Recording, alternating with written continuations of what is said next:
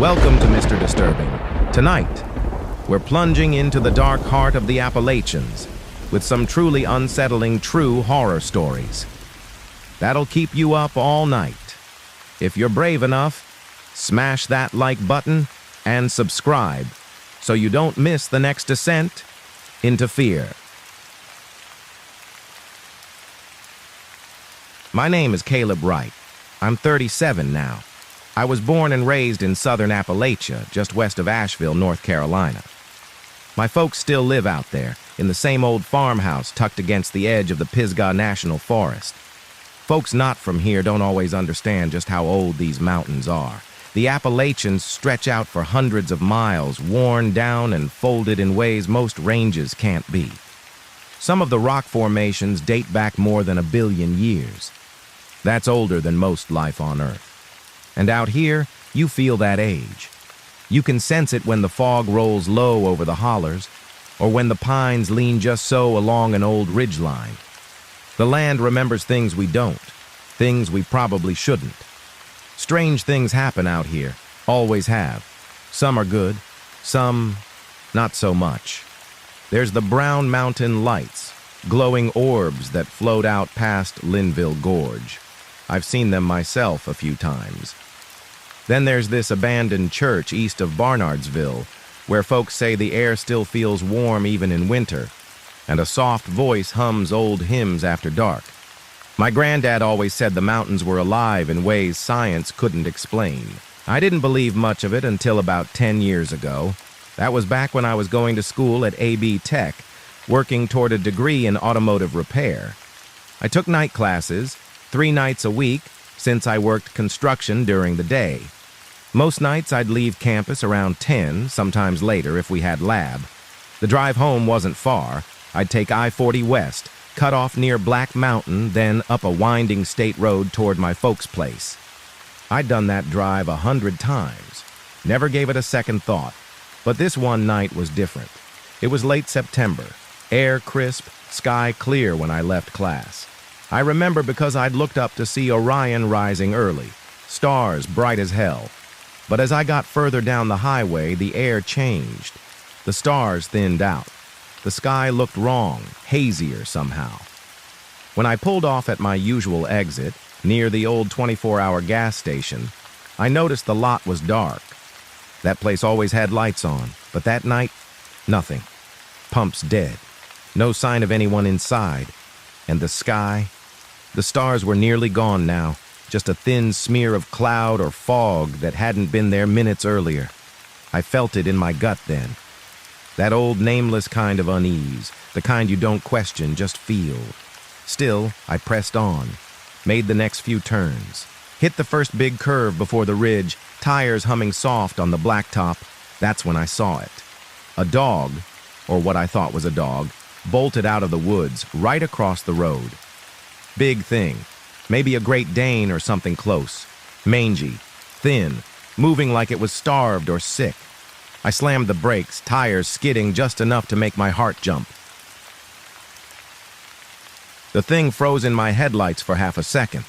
Dirty gray fur, patches missing, eyes too dark. Then it lunged off the road and vanished. I sat there gripping the wheel, heart racing. Then the smell hit me. Rot. Thick, wet gagging. Like meat left out in the sun too long. I gagged, cracked the window.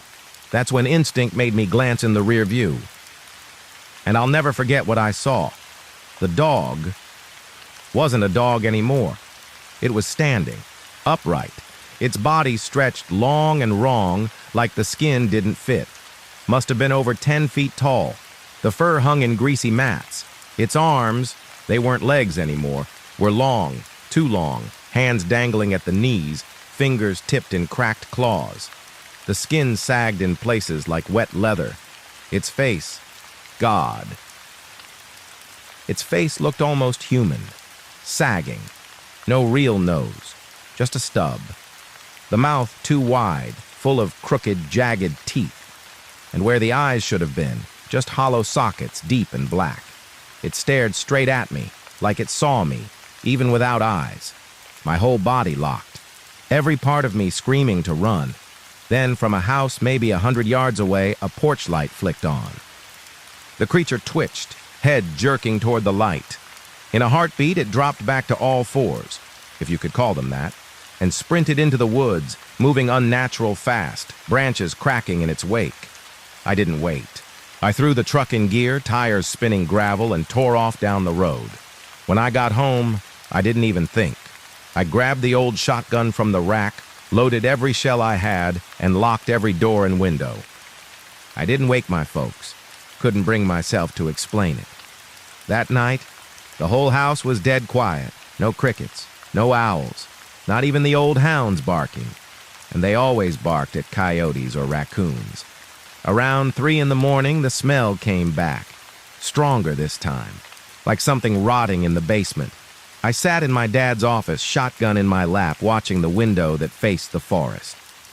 Then I saw it. Across the yard, just beyond the tree line, it stood there, perfectly still, watching. The porch light barely touched it, but enough that I saw those hollow eyes again. I flipped on the outdoor floodlights. No reaction. It didn't move, just stood there, swaying. I couldn't take it anymore. I opened the window, steadied the shotgun, and emptied the damn thing. The blast echoed through the valley, and I heard it, a shriek, long and high, not animal, not human.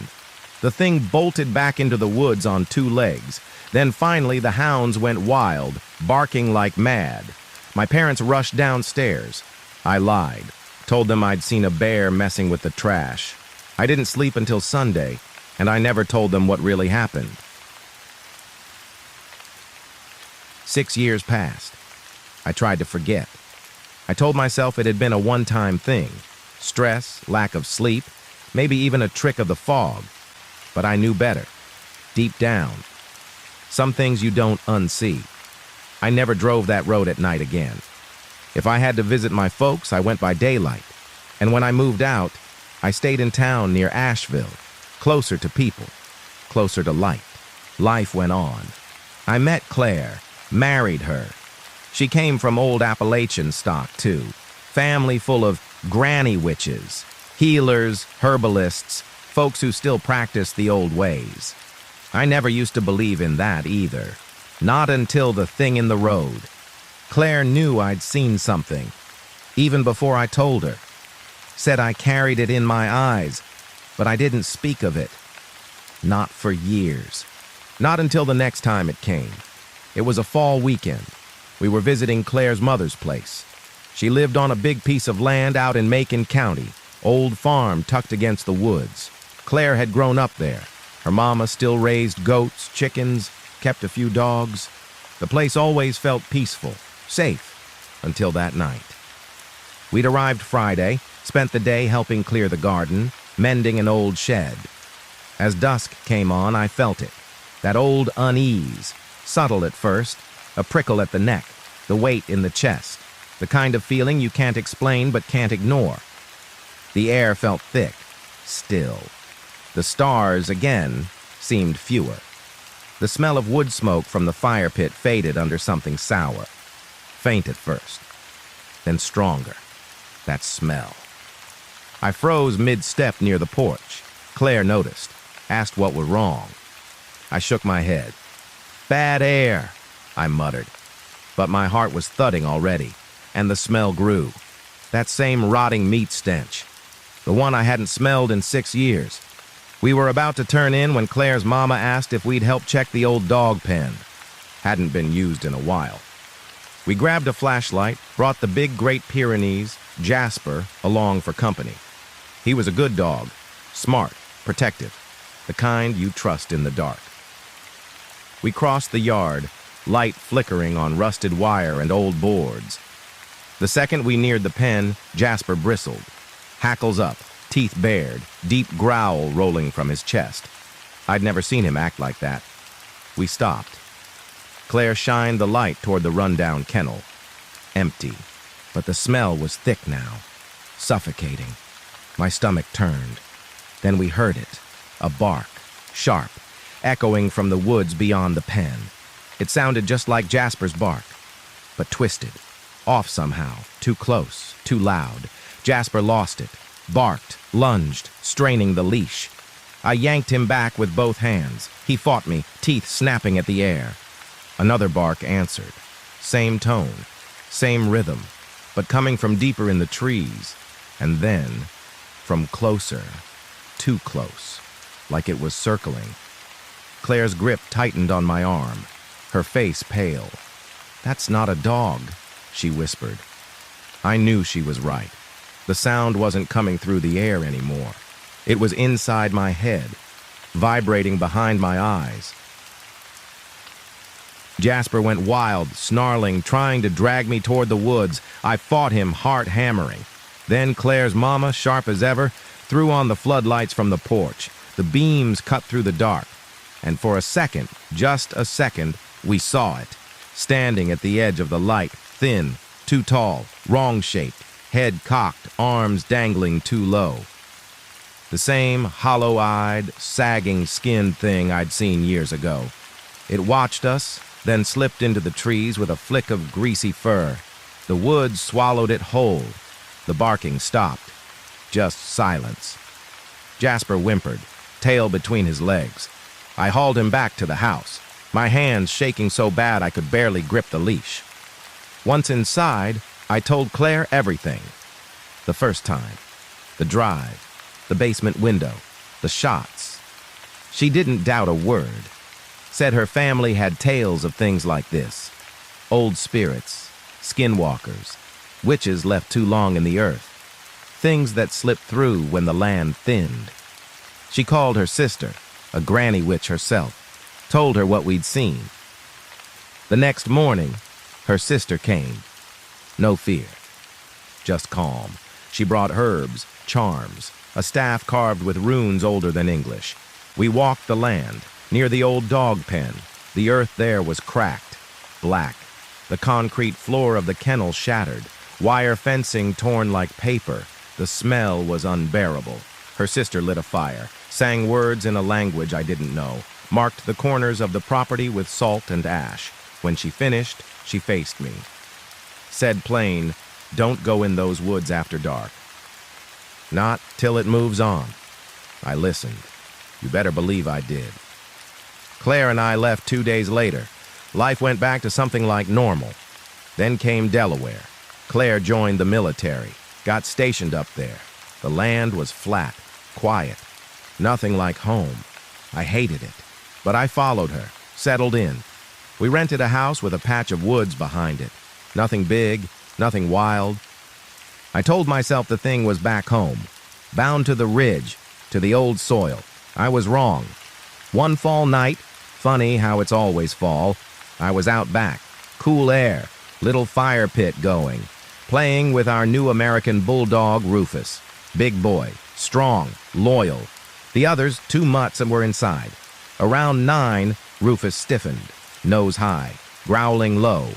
I followed his gaze. The edge of the woods, silent, still.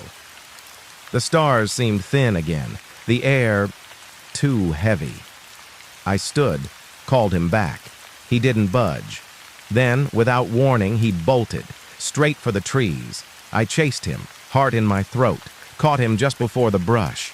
As I grabbed his collar, I heard it, a growl, but not Rufus's, low, deep, wrong, vibrating through my ribs.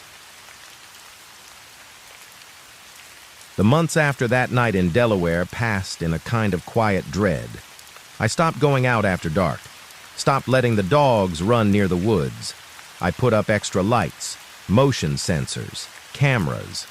But part of me knew none of it would stop the thing. If it wanted me, it would find a way. I started dreaming of it again. Same dream, over and over. Driving that old curve on I-40. Seeing it in the rear view. Standing tall, too tall, skin sagging, mouth twitching with crooked teeth. Each time I'd wake in a sweat, heart racing. Rufus would be at the foot of the bed, staring at the window, growling low. Claire noticed, of course. She asked. I told her pieces of it, enough to make her light another charm, to hang iron over the door. We both hoped that would be enough. But hope only carries you so far. A year later, Claire finished her service. We came home to Asheville, moved into a small house, newer, safer, or so we thought. For a while, things were quiet.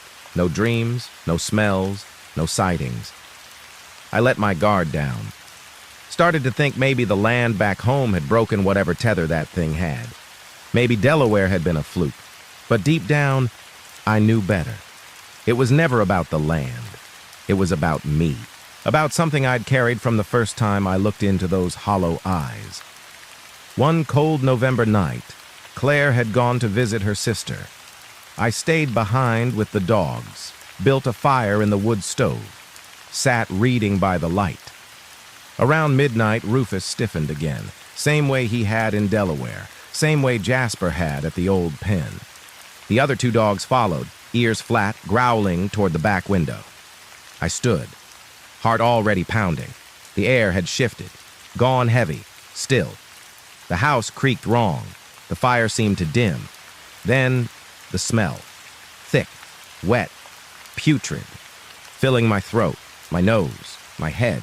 That same rotting meat stench I hadn't smelled in over a year. My stomach turned. I grabbed the shotgun, flicked on the back floodlights. For a moment, nothing. Just empty yard. Dark trees beyond. Then, the bush line shifted. Low, rustling. And from between two pines it stepped out. Taller than I remembered. At least 12 feet now. Thinner, skin hanging in folds, fur matted with filth.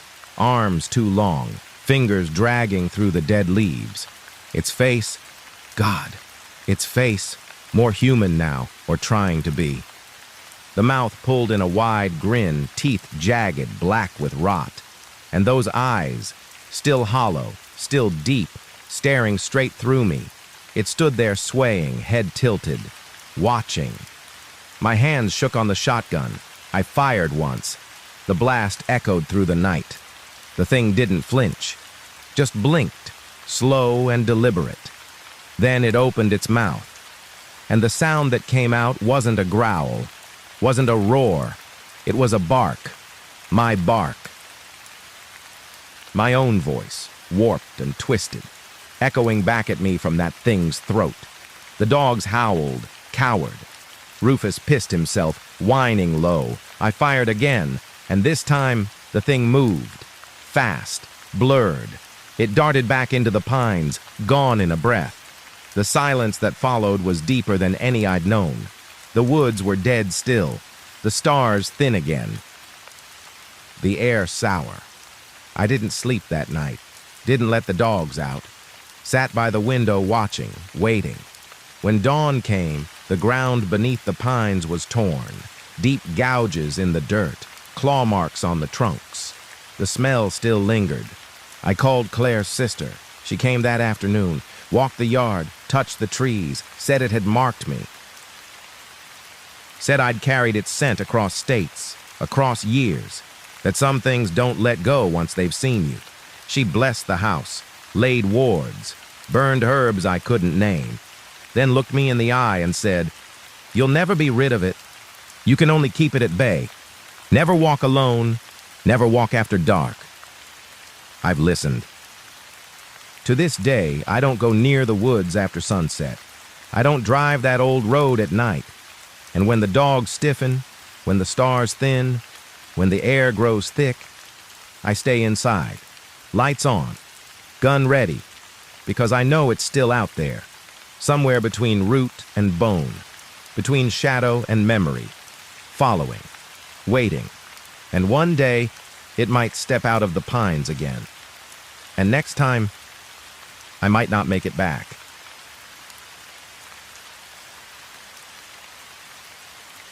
My name is Mark. I'm from Ontario, Canada. I was 23 when this happened, just out of university. My girlfriend Hannah and I had planned a road trip through the U.S. after we graduated. One last big adventure before we settled into work and life. The plan was simple. Drive from Ontario all the way to Miami, Florida. Take our time, explore the country, visit a few friends along the way. The first few days went smooth. The weather was good. We crossed into Michigan, then Ohio. The interstate rolled on through wide fields and small towns. Nothing unusual. We had music, snacks, and no real schedule. That was the best part. Freedom. We made it to West Virginia on the 4th day. Planned to cross through, stay one night in Kentucky, then push south. We'd heard the scenery in West Virginia was beautiful. And it was. Rolling hills, dense forests, winding roads through the mountains. But something changed the deeper we drove. The air felt heavier, harder to describe. The towns we passed grew smaller, more run down, gas stations farther apart, cell signal weaker. By late afternoon, we were low on gas. We pulled off on an exit that wasn't even marked on our GPS, just an old sign that read, Black Hollow, 3 miles. The road was cracked and narrow. Trees pressed close on both sides. I didn't like it. Neither did Hannah. But we didn't have much choice. The tank was nearly empty. A few minutes later, we reached a small crossroads. One old gas station, faded sign, pumps from another era. A single flickering light above the door. No other cars in sight. No people. I pulled in. Killed the engine. The place felt wrong. Silent. Too still. Hannah stayed in the car. I stepped out. The moment I did, I noticed how quiet the woods were. No birds, no wind, just the faint hum of the old light. I started pumping gas. That's when I heard footsteps. Slow, shuffling. I turned. A man was walking toward me. Middle-aged, filthy, matted hair, long, tangled beard, face sunburnt and cracked. What caught my eye? A pentagram tattoo on his left cheek, faded but clear. He stopped close. Too close. His breath stank of rot. His eyes were wrong. Empty. He asked, "You kids lost?" Voice low. Rough. I swallowed, forced a smile. Told him no, we were just passing through. Heading to Kentucky to visit family. He grinned, lips splitting wide. Yellow teeth. "I'll see you kids around then," he said. Then turned and walked off. My skin crawled. I finished pumping. Glanced around. He hadn't been there when we'd arrived. Where had he come from? I watched him walk toward an old red pickup truck parked under the trees. It looked barely roadworthy, rusted, lifted high. Pentagram spray-painted on the hood, a goat skull mounted on the dash behind cracked glass. 3 people waited by the truck. 2 huge men, heads shaved. Arms tattooed. 1 thin woman, skin pale, hair stringy. They all stared at me, grinning, pointing. I froze. Hannah opened her door. I waved her in fast. "Lock the doors," I whispered. She saw my face. Didn't argue. We locked up. I started the car, heart pounding. The red truck's engine rumbled to life. They were watching us. I pulled out, trying to stay calm. Drove steady. Not fast. Just enough to put distance between us. In the mirror, I saw them pull out too. Following. Close. Too close. The truck had no plates. Just dark, empty sockets where they'd been. Hannah's voice shook. "Mark, they're following us."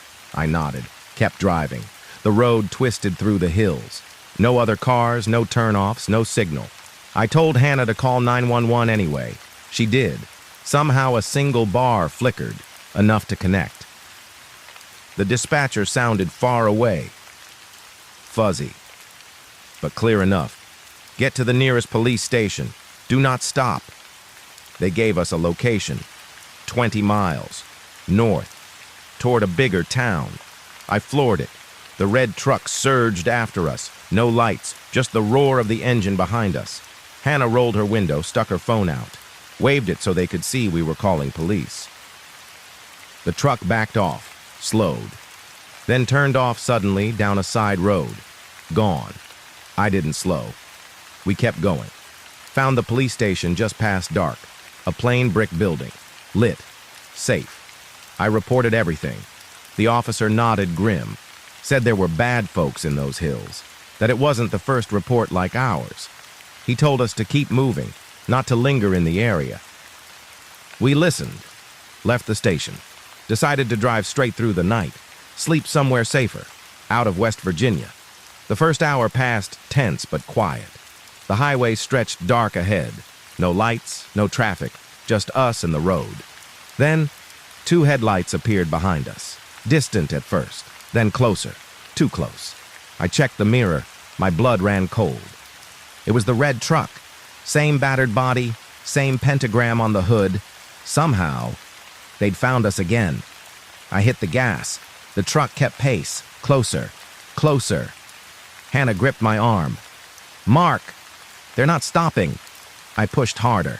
Engine whining. The road twisted. Black trees pressed close. Then we crested a hill. And there, in the road, 3 dead cows sprawled across both lanes. No time to stop. I swerved, tires screaming, barely missing the bodies. Then something moved, fast, from the trees. A man, naked, face covered with a goat mask, leapt onto the hood. Axe in hand, swinging, metal shrieked, glass cracked, the mask inches from the windshield. He howled. Inhuman. Behind us, the truck skidded to a stop. Doors slammed. I didn't stop driving. Not for a second. My hands locked on the wheel, eyes flicking between the road and the mirror. Hannah was shaking beside me, still holding the phone, but the signal was gone now. Nothing but dead air. No bars, no help. The red truck lay in the ditch behind us, headlights crooked, one still flickering in the trees. But I knew it wasn't over. Not with the way they'd looked at us, not with how they'd hunted us already. The road ahead twisted through more forest. No signs, no houses, just black trees rising on either side. I drove faster than I should have. The car jolting over potholes, branches scraping the sides. Then, up ahead, lights, a town, or something close to it. We rolled in fast, tires screeching. A single street, maybe 6 or 7 buildings, most dark. One old diner still lit, fluorescent tubes buzzing faint against the dark sky. I pulled in hard, parked right by the door, engine running. Hannah and I bolted inside. The place was nearly empty. One old man at the counter, a waitress with tired eyes, a small radio playing faint country music. I didn't care. We told them everything. The chase, the truck, the man in the mask. The waitress paled. The old man just shook his head slow. "You kids drove through Black Hollow," he said. "You're lucky you made it this far." I asked what he meant. He didn't answer. Just nodded to the waitress. She picked up the phone, called someone. A few minutes later, a deputy showed up. Young, nervous. Clearly hadn't dealt with anything like this before. We told it all again. He radioed the county sheriff, then told us to stay put, that they'd send someone to sweep the road. I wanted to believe him. But the look in his eyes said otherwise, like he knew they wouldn't find anything. Like this wasn't the first time someone had come through with a story like ours. Hours passed. The sheriff never came. The deputy offered to let us follow him out come morning. Daylight, he said, was safer. But I couldn't wait. Neither could Hannah. Something in me knew they weren't done. The truck might have gone off the road, but those people, those things, were still out there. Waiting. Watching. So against the deputy's advice, we left. Just before dawn. The first pale light barely touching the hills. I stayed off the main roads, took side routes. Kept to well-lit areas. Every time a pair of headlights appeared behind us, my heart froze. But none were the red truck. Not yet. We crossed the state line into Kentucky by late morning. Found a bigger town. Real police station. Filed another report. This time they took it seriously.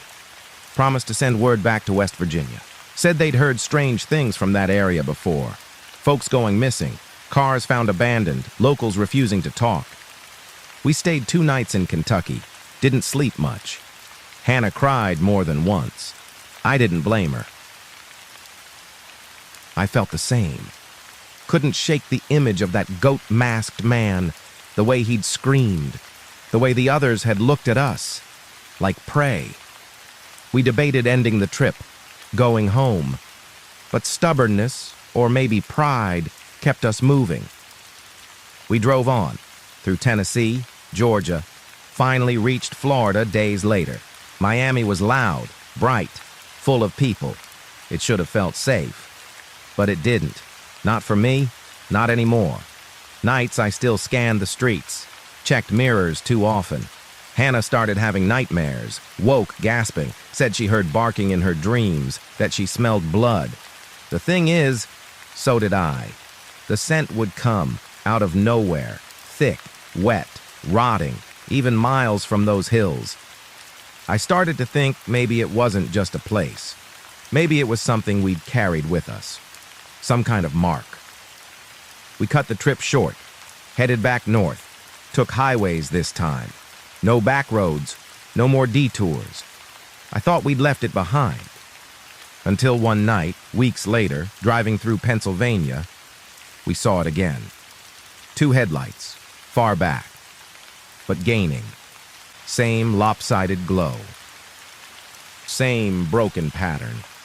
My chest clenched. I sped up, switched lanes. The truck stayed behind, shadowed us for miles, then vanished. No exit, no turn, just gone. I didn't tell Hannah she was asleep, but I didn't sleep that night or many nights after.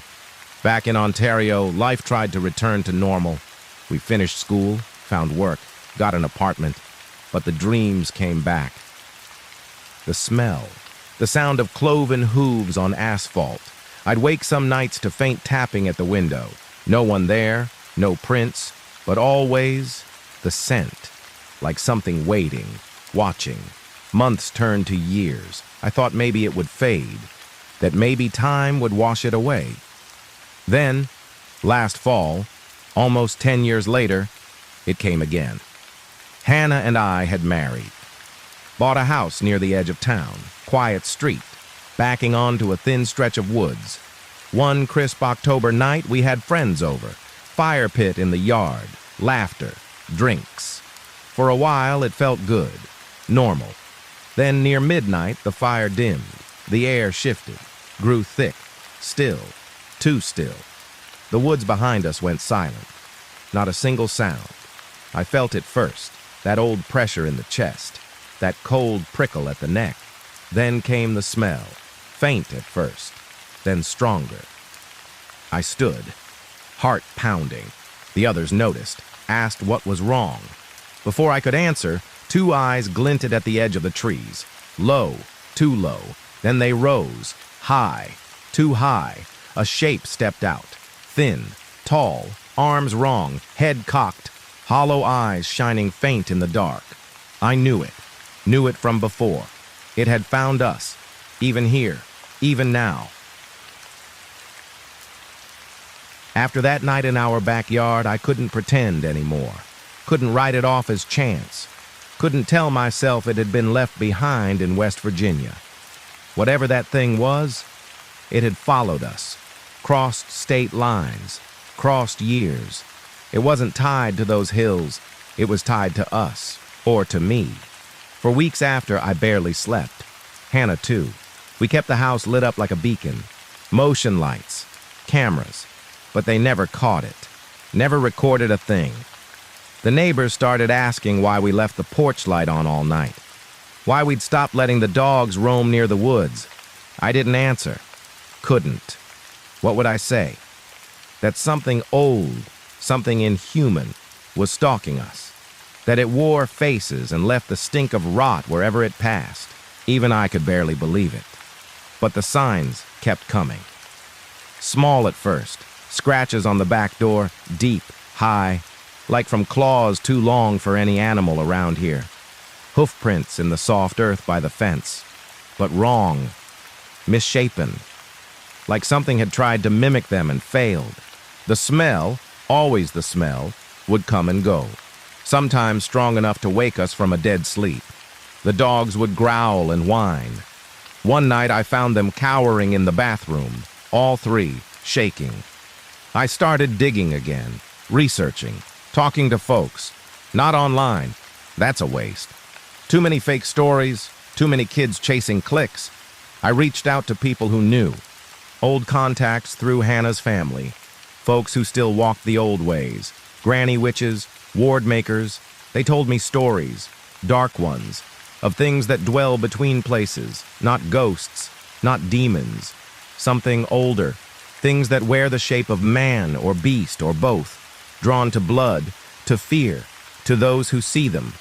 They told me about Black Hollow, that it had always been a bad place, a thin place, where the land remembers old rites, where certain families had worshipped things best left unnamed, the pentagrams, the goat skulls, the masked man, not random, not madness, invitation. I'd driven through a ritual space without knowing, crossed a line I couldn't uncross, and once it saw me, once I looked into its eyes, that was it, marked. The thing wasn't hunting to kill, not yet. It was wearing me down, feeding on fear, on memory, making itself stronger, more real. The more I thought of it, the closer it came. The more I feared it, the more it grew. That's how it worked. I didn't tell Hannah all of it. Didn't want her carrying that weight. But she knew. In her bones. We both did.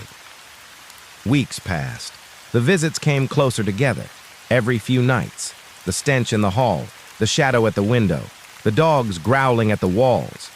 One night, just past 3 a.m., I woke to a sound. Low, steady, a voice. Not speaking words. Not really, just calling. Long, drawn-out sounds, half between a growl and a chant. It was inside the house, somewhere below. I grabbed the shotgun. Checked every door, every lock. Nothing broken, nothing forced. But the smell was there, thick, clinging. I followed it to the basement door. It was cracked open. I never leave it open. Never. I stood there, heart hammering, staring down the dark stairs. The voice stopped. Silence. Then a sound. Footsteps. Slow, deliberate, coming up. I slammed the door. Bolted it. Sat with my back against it till dawn. Hannah found me there. Didn't ask. Just helped me up. We called her sister that day. Told her everything. She came. Brought charms, herbs, laid wards. Said it would help. But her eyes said it wouldn't be enough. That same day, the mail came. A plain envelope. No stamp, no postmark. Inside, a single photograph. Old. Faded, black and white. A road winding through dense forest. A familiar curve, the one from I-40. And in the photo, a red truck, parked by the side, hood open, a man standing beside it, tall, thin, wearing a goat mask, staring at the camera, and in the lower corner, a date, 1 week from now. My blood went cold. Something was taunting us. I burned the photo, but the image stayed in my mind. Branded. That week passed in a fog of fear. Lights on, guns ready. Every night I waited. And when the day on the photo came, I didn't go to work, didn't leave the house. By midnight, nothing had happened. I started to think maybe it was a bluff. Then, the knock. 3 sharp raps. At the front door. Not the back. Not the basement. The front. Bold. I froze. Hannah gasped. The dogs went wild. I raised the shotgun, moved slow to the peephole. My breath stopped. There it was, standing on the porch, head nearly brushing the frame, goat mask grinning, arms too long, body thin as bone, and behind it, shapes, moving in the dark, more of them, masked, grinning, waiting. I backed away, whispered to Hannah. We fled to the bathroom, locked in, gun ready. I called the police, voice shaking. They came. Fast, lights blazing, sirens screaming, but by the time they arrived, the porch was empty. No footprints, no sign, just the lingering stench of death. The officers believed us. Said we weren't the first. That strange reports had come in from Black Hollow for years. Folks going missing, cars found burned, no proof, no suspects, nothing to hold on to. They promised extra patrols, but I knew it wouldn't stop it. You can't patrol the thin places. Can't jail what doesn't live. Since then, we've lived half-shadowed. Never after dark, never near the woods. Every creak of the house sets my heart racing. Every shift in the wind brings the stink of old rot. And some nights, I hear it again. The voice, low, calling from just beyond the trees. I don't answer. I don't look. Because I know now, if I do, it'll come through. And this time, it won't leave.